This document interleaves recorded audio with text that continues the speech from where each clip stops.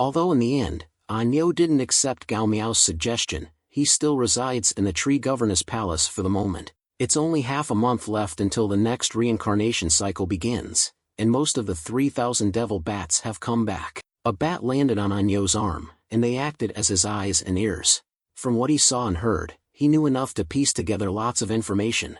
As expected, this world became odd because of the Dryad. Nie Xiaoqian, Yin Qixia, and Ning Xiaoqian's destinies had changed ever since they interacted and started following the Dryad. The blue-caped member of the Dragon Quest team strongly suggested killing Dryad now.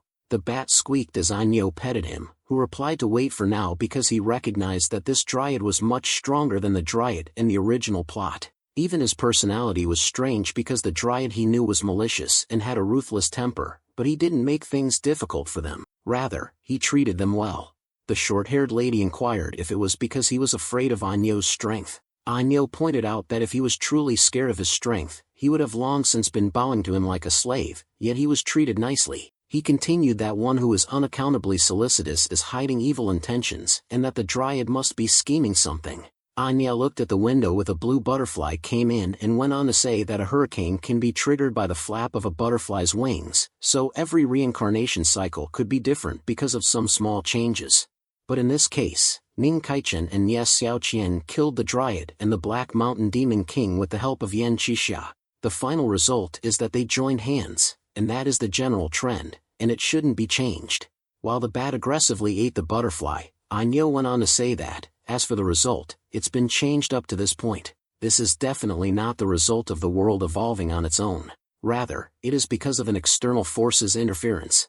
He needed to be at least at the 5th energy level to be aware that he was a virtual world being, and the Dryad, who was not even at the 4th energy level, was far from qualified. Anyo gestured his hand for the bat to take it back to his purple sigil while explaining that he believed that the Dryad was only a puppet of someone from behind the scenes. They were standing on the edge of the cliff in a windy place.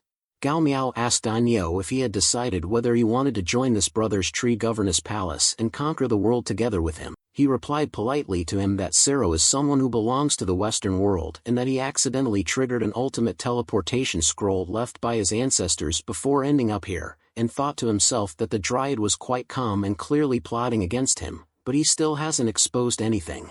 In fact, Sero came here today to decline the Master's offer.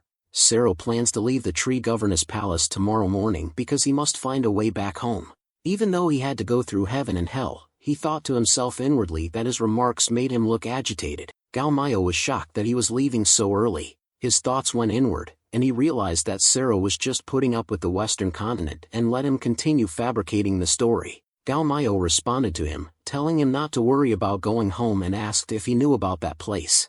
He then pointed his finger in that direction, and Anyo asked where. Gao Miao said that the Ghost World is located in the far west of the eastern continent, where there is a pitch-black hollow entrance underneath the cliff.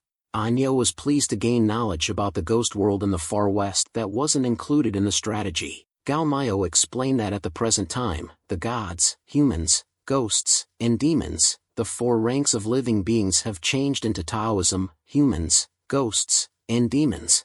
Now that he is the uncrowned emperor of the demon race and secretly controlling the human emperor and the Taoist master, he only needed to kill the Emperor Findu of the Ghost World, then he could conquer the world. The strength of the Ghost Emperor Findu is not weaker than his. In this world, he is on the same level as both of them. Gao Miao urged Anyo to stay and help him. He claimed that if they killed Emperor Findu, he would bestow upon them the Ghost World, and they would rule it together. He went on to say that he had no idea that the Western continent existed and that the Far West was so far away before Anyo came. It could be seen that the two places are separated by millions upon millions of miles. Gao Miao was still trying to persuade Anyo that it was better for him to stay in the Eastern continent and become the master of the Ghost World. Gao Miao persisted in convincing him that if he became the master of the Ghost World, it would be easier for him to find his way to the Western continent with the help of Gao Miao and the rest of the world. Anyo thought to himself that Emperor Findu was also a character that was not mentioned in the strategy. He wondered if he could be the butterfly who had changed the world's general trend, but he was unable to decide at the moment. He then responded to him and gave him time to consider. Shortly after, Sero bid his goodbye first and took off, while Nana came out and called Gao Miao. As visible steam could be seen coming from Nana, he was furious at Gao Miao and questioned how he could have spoken in such a direct manner about his plans to kill Emperor Fengdu. Nana continued by saying that if he wanted to learn the origin of the changes in this world, he should at the very least pit them against one another to allay their concerns about him. Then, he should pit them again to pin the blame on Emperor Fengdu's head and let them fight it out. Gao Miao responded to Nana, frequently referred to as Fatsi, to refrain from thinking excessively because doing so would cause her to become narrow-minded and misguided. If Nana thought about the scheming and intrigues all day long, the correct path was to focus on improving strength properly. Suddenly, Gao Miao realized that he was subtly berated by Nana by teaching him how to do things, to which Nana quivered in fear. Nana appeared to be sweet and composed as she said that she thought the master had not taken any action this time, so she knew that the master must have previously planned something. That's why Nana had made a rational estimate as to what the master would do. Nana kept up his cute act and winked as she continued, saying that although Gao Miao is a man of great wisdom, he frequently comes across as slow-witted and could adapt to any changes by staying the same. As was to be expected, Nana's little head was unable to figure out what the master was thinking. Gao Miao patted Nana's head after agreeing, despite Nana's vehement protests that he shouldn't because otherwise, Nana wouldn't be able to grow taller. They walked afterwards, where Nana asked if the master had really decided not to do anything since Gao Miao had done so many things in this world. The Temple of God's mission teams would suspect him first compared to Emperor Fengdu. Nana feels that An Yo and his team would first kill Gao Miao. Gao Miao confidently retorted that it was unlikely because An Yo is smart and smart people tend to overthink things. Additionally, their mission was to investigate the reasons behind the changes in the world, and if they wanted better rewards, they had to conduct as much exploration as they could. He would have suspected him if he didn't know about the existence of Emperor Fengdu, but now that he did, he would have no interest in him. Nana agreed to Gao Miao's explanation as it made sense. Gao Miao smirked while she continued that for An Yo, since he wanted to know more about Emperor Fengdu, who else would be a more suitable tool other than him who knows everything. They stood in front of the Ghost Gate's entrance, surrounded by an electrified dark cloud with bluish blazing light everywhere, as someone questioned whether this was the Ghost Gate, and the Nether Ghost world was inside. Suspicious, An Yo asked the Dryad why he hadn't sought the help of Yan Qixia and Ning Kaichen to deal with a powerful person like Emperor Fengdu, believing that because Yan Qixia and Ning Kaichen were sons of luck, they would be less in danger if they were with them. With Nie Xiaoqian by his side and Nana on his shoulder, Gao Miao responded that because they were now a human emperor and a Taoist master, they were not suitable to deal with the ghost world. He then thought in his mind that he had originally intended for them to be unable to flee immediately once Xiaoqian obtained the Heaven Soul. Gao Miao added that if they all contributed, An Yo would find it impossible to be the master of the ghost world. However, An Yo ignored him and looked up stiffly. His member communicated with him telepathically via transmission magic, telling An Yo that they were experiencing an extremely frightening elemental fluctuation from within the door, which was considerably more powerful than An Yo's elemental fluctuation. They resumed their debate, with the short-haired lady in a pink cape wearily pointing out that the Dryad hadn't even gone all out when faced with such a powerful enemy. The other member also revealed that, with the exception of Emperor Fengdu, everything else the Dryad had told them was false and that he had other plans for them. As An Yo listened intently, Gao Miao, on the other hand, looked at them and wondered what they were mumbling about and whether or not they were aware of his plan, to which Nie Xiaoqian replied that there appeared to be an abnormal wave in the air, but it wasn't a demon art or Taoism, and she assumed they were secretly communicating about something with their otherworldly magic. Nana sighed, recalling how she had previously advised her master not to be direct, suggesting that anyone who didn't realize something was suspicious must be idiots.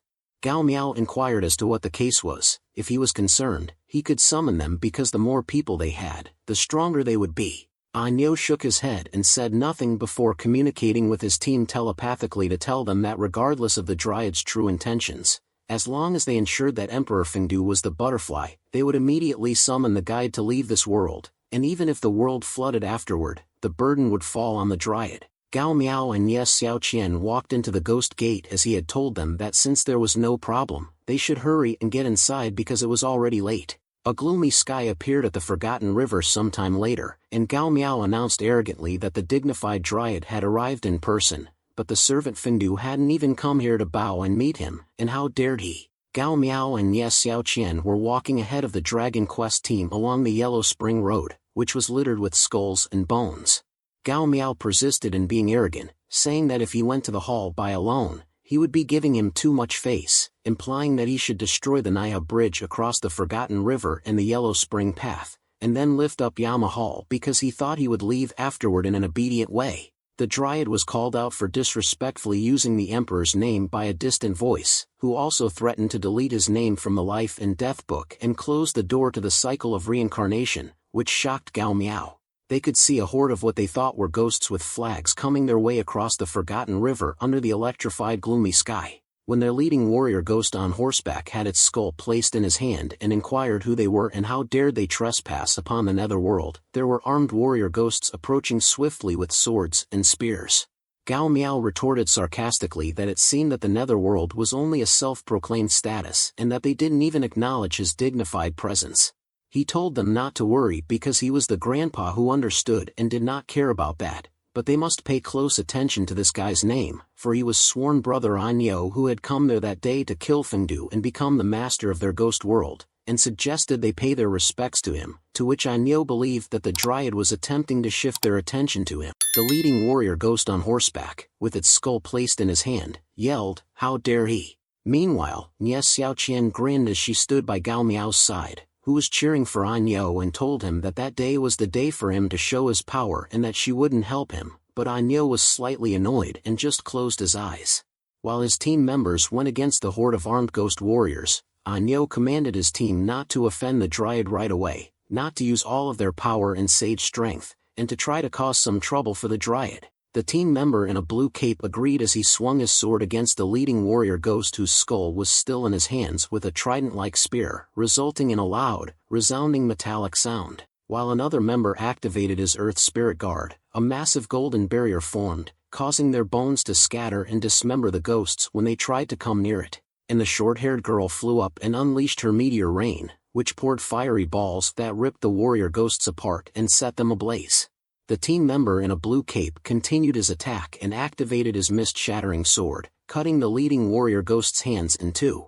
As a result, the skull of the leading warrior ghost was dropped near Nie Xiaoqian, shocking her with a clatter. This skull was suddenly engulfed in a bluish-purple flame, and its eyes released a reddish energy as it opened its mouth and flew towards Nie Xiaoqian, shocking her. The leading warrior ghost attempted to enter Nie Xiaoqian through her eyes but dissolved when blocked by Gao Miao's hand. Gao Miao immediately squashed this skull while he looked at Nie Xiaoqian and asked if she was okay, reminding her that she had swallowed the unconscious remnant soul of the Black Mountain Demon King and she was much stronger than him now. Nie Xiaoqian responded that she remembered what Xiao Tianxiang had advised her that, in front of outsiders, the wife had to give her husband face and a chance to show off. She then stared at him, knowing he would save her and that she didn't need to do anything else. Gao Miao looked at her, being adorably cute. The guy in the blue cape of the Dragon Quest team apologized that he did not know it could attack with only the head, but he was doing it on purpose. He continued to say that it seemed like the life and death of these ghosts were different from the living creatures and advised them to pay more attention next time. On the other hand, Anyo thought in his mind that Nie Xiaoqian was paralyzed by fear and wondered why the Dryad had brought her along when they were about to face such a powerful enemy like Emperor Fengdu. Suddenly, massive boulders of rocks poured and a voice emerged as it chanted about them rolling around the forgotten river that flowed eastward, seeking out the exhausted man of untrammeled spirit, which surprised Anyo. A handsome man appeared who came from the tower gate, smiled as he remembered how long it had been since someone had visited the Nether, 3,000 or 5,000 years maybe. The tower gate resided on a floating rock formation. He continued to add that he should have cleaned the place first before welcoming guests from afar, and he should have also been happy that they came all the way here, but he wasn't. Unfortunately, the guest caused harm to his people from the moment they arrived, and it seemed that they had evil intentions during their visit, he added. Gao Miao responded to what he thought was Fengdu that he was astonished. He appeared so quickly, then he thought in his mind that he was a lot different than what he expected. He was way gentler than his step-grandson-in-law, and Nana thought he was kind of cool. He went on to say that he thought it would take him washing the entire location with blood for him to show himself, as Nie Xiaoqian slowly walked away, sensing her soul nearby. Nana cheered her master on that he was capable of doing so, while Gao Miao corroborated the allegations that he was correct and that they did not come with good intentions. He then noted that Nie Xiaoqian had already made her move, as if she knew where her soul was already. Gao Miao activated his power as he brought forth the 1,000-year-old tree, saying that they were there to take his head and overtake his place, and that his brother, Anyo, would sit in his throne as he thought in his mind that all he needed to do was make sure Nie Xiaoqian had enough time. He yelled fiercely for Fengdu, claiming that the great dryad wizard would rise above him, as he released 5 golden fruits containing embedded words. Emperor Fengdu noticed the female guest who silently left a familiar scent and pondered if she was one of his previous guests from thousands of years ago. Gao Miao directed his attack, the Ring of the 5 Aggregates, to Emperor Fengdu, adding that he would love to reminisce about the past with her. However, there was no need to rush since he shall first greet the guest in front of him because he had been there for 1,000 years. Just a little more was no big deal for him, and he could wait.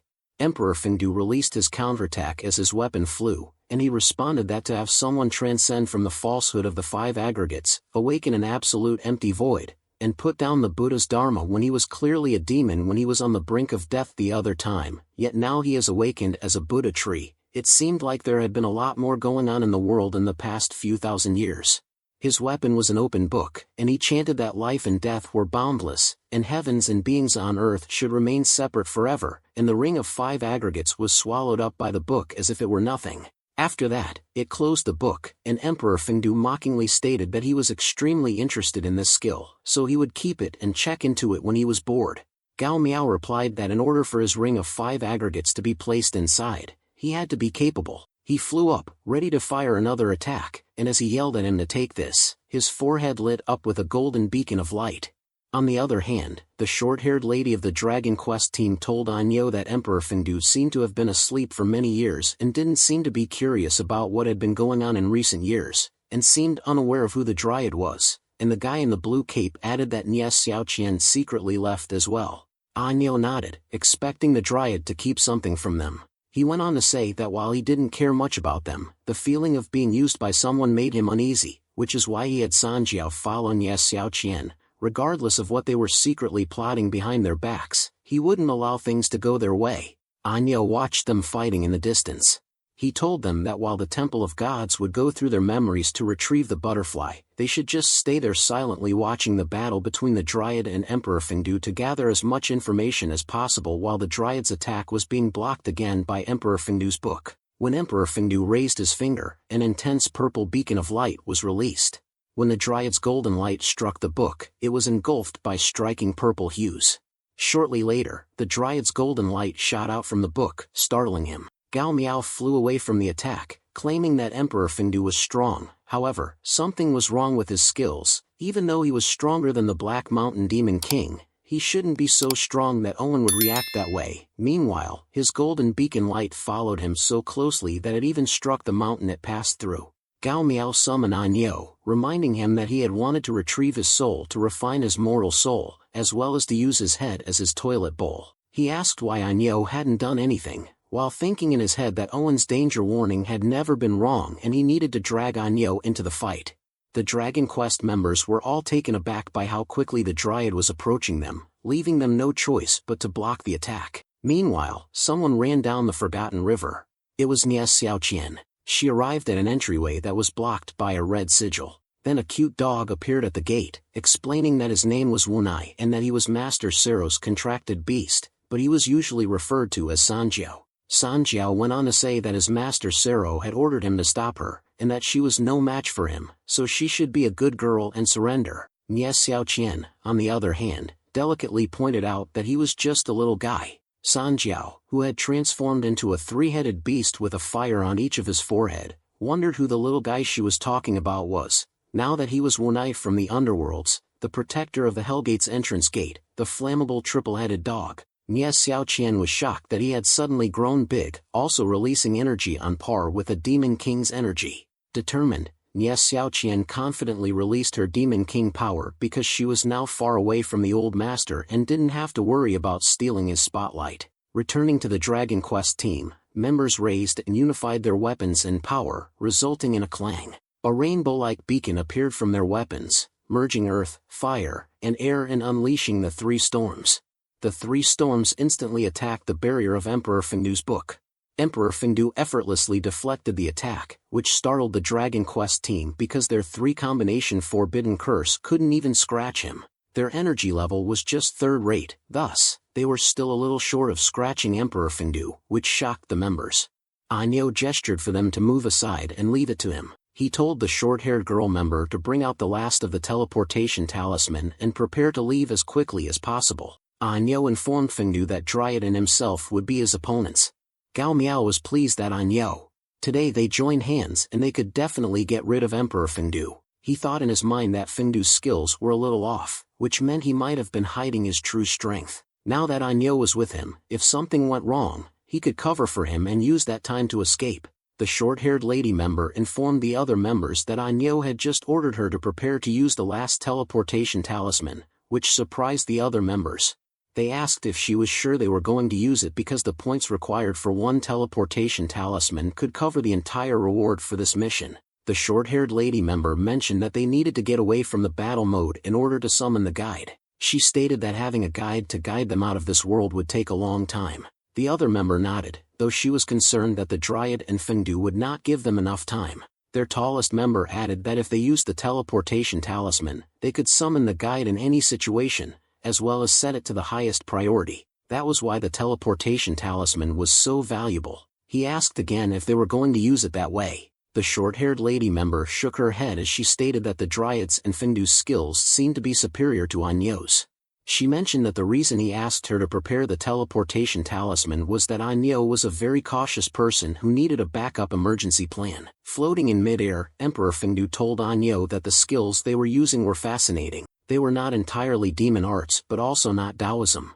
Emperor Fengdu stated that he couldn't find both of their names in the life and death record and wondered what their existence was all about. Could it be that these people were not souls from this world but rather guests from a different world? While Anyo simply gazed fiercely. Still at the floating tower gate, someone questioned being a guest from another world. It was Anyo, who floated slowly while and around them was an electrifying lightning, denying that he did not understand what he was saying. Emperor Fengdu explained that because his name was not written in the Book of Life and Death, he must have been a guest from another world. He had seen many gods, people, ghosts, and demons over the course of thousands of years, but this was the first time he had seen a guest from another world. He encouraged him to stay in the netherworld longer since he had many questions about the other worlds and hoped he could answer them. Anyo chuckled and told him that if he wanted him to stay, he should see whether he could do this.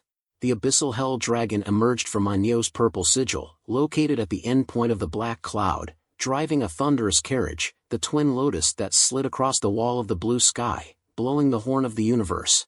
A giant dark crimson, abyssal hell dragon spewed black smoke, remaining high in the sky, which fascinated Emperor Fengdu as he observed magic from another world. It floated in mid-air in front of Emperor Fengdu, despite his original idea to drag them along with him. Gao Miao gazed at them and realized that the effect was better than he had anticipated. It appeared that Emperor Fengdu was more interested in Anyo and the others than in him. He slowly retreated himself since they were not paying attention to him. Gao Miao was suddenly blocked by a massive wave, which shocked him.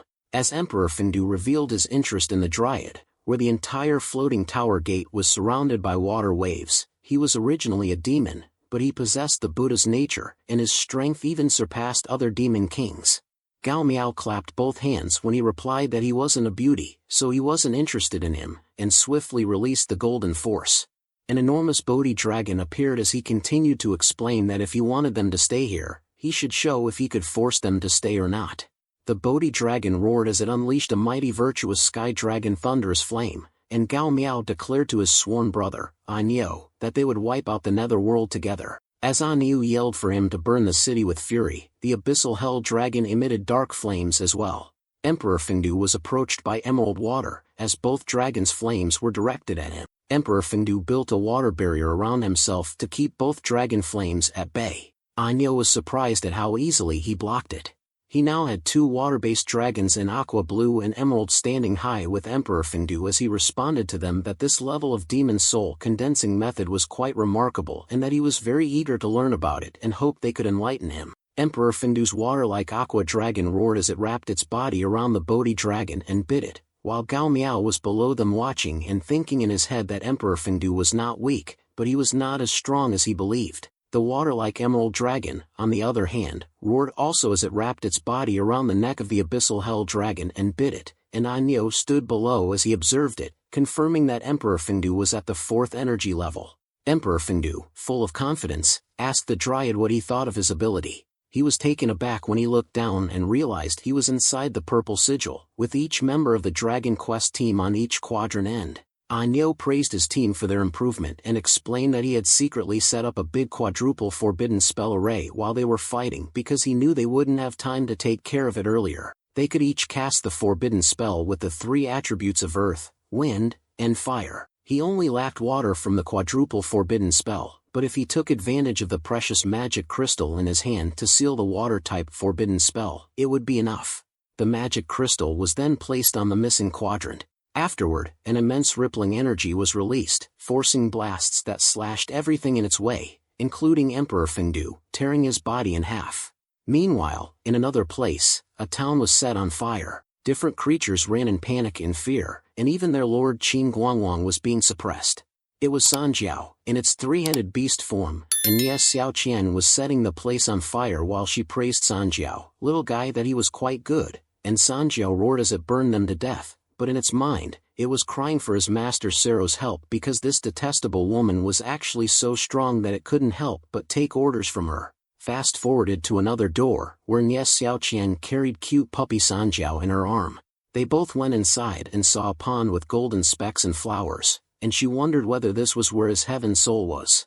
Nye Xiaoqian smiled as she glanced down and reached into the pond for her heaven soul. As she declared that she was bringing her home, her paradise spirit was surrounded by a golden barrier and pink flowers.